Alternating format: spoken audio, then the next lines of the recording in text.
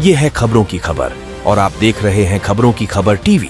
औज़ुबिल्लाहि मिनश्शैतानिर्रजीम, बिस्मिल्लाहिर्रहमानिर्रहीम।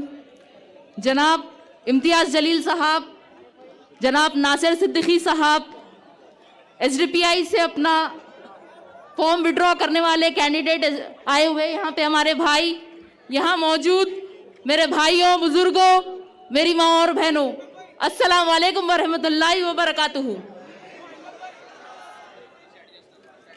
महाराष्ट्र इंतखाबात में सरगर्मियों का माहौल तो है, मुख्तलिफ पार्टियां हिस्सा तो ले रही है, लेकिन ये नहीं मालूम कि कौन किसके साथ है। महाराष्ट्र में सियासत एक मजाक है। कोई इंतखाबात जीतने के लिए लड़ रहा है, कोई किसी के वोट काटने के लिए लड़ रहा है। कहीं पे एक ही गठबंधन के दो कैंडिडेट है, तो कहीं पे कोई ये बोल के विड्रॉ होता है कि यहां से मुसलमान नहीं जीतना चाहिए। और असल एंटरटेनमेंट तो रिजल्ट के बाद होगा कि कौन किसको बिकने वाला है, किसकी हुकूमत बनेगी, कौन शपथ लेगा, कोई भरोसा नहीं है। ये सब इख्तिदार के भूखे हैं, सब इख्तिदार के भूखे हैं। और दूसरा इनका मकसद ये है कि यहां से कोई मुसलमान लीडर ना बने, यहां मुसलमानों की लीडरशिप आगे ना बढ़े। और मजलिस इत्तेहादुल मुस्लिमीन का मकसद कोई जाती इख्तिदार नहीं है। अगर ये होता तो वैसे तो हैदराबाद में हमारे पास बहुत इख्तियार है, वहां हमारी बहुत ताकत है। हमारे सदर को अल्लाह ताला ने दौलत, शोहरत, इज्जत, क़यादत हर चीज से नवाजा है, लेकिन वो मुल्क के कोने कोने में अगर जाते हैं तो इसीलिए जाते हैं। और अगर मजलिस मुल्क के मुख्तलिफ रियासतों में काम कर रही है तो इसीलिए कर रही है ताकि मुल्क के गरीब, मजलूम, दलित और मुसलमानों को उनका हुकूक मिले, मुल्क भर के मुसलमानों में एक इत्तेहाद पैदा हो।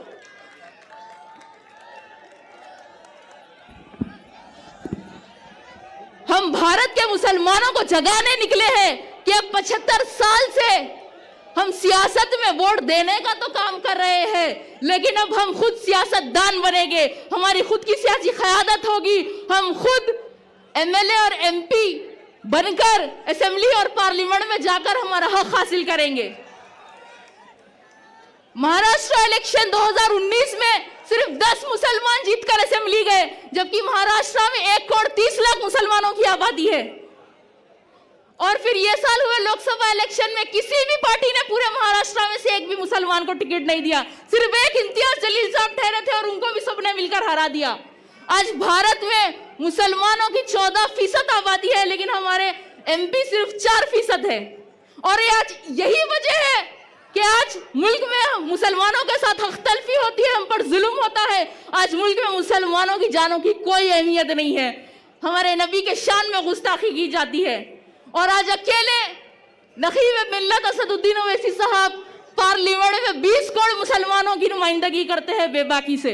अगर उनके साथ हमारे और 25-30 एमपी हो जाए, 50 एमपी हो जाए, तो क्या किसी की मजाल है कि हमारे खिलाफ कोई कानून लाए, हमारे साथ हख्तलफी करे?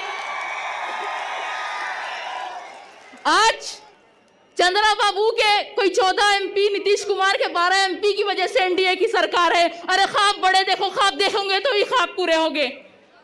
हालात को नजर में रखते हुए हमें बुज़दिली और गुलामी का नहीं, बहादुरी का मुजाहरा करना होगा। अंजाम वफा क्या होगा सोचा नहीं करते, मोमिन कभी हालात से सौदा नहीं करते। ये हौसला सिखाया है दीन इस्लाम में, अगर सर सजदे में हो तो तलवार की परवाह नहीं करते।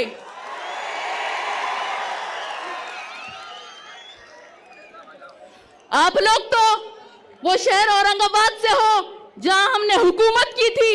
ये लोग बहुत सियासत खेलते हैं, संभाजी महाराज, औरंगजेब, औरंगजेब, संभाजी महाराज।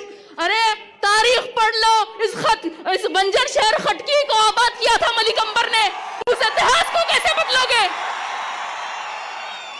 उस इतिहास को कैसे बदलोगे? बड़े हैं औरंगाबाद को संभाजी नगर बनाने वाले। औरंगाबाद की आवाम से मेरी बस यही गुजारिश है कि आप लोग भारी अक्सरियत से इम्तियाज जलील साहब और नासिर सिद्दीकी साहब को कामयाब करिए। 20 तारीख के दिन मुत्तहिद होकर अपने वोटों का इस्तेमाल करिए, क्योंकि इत्तेहाद की पहचान है शहर औरंगाबाद। शुक्रिया, अस्सलाम वालेकुम।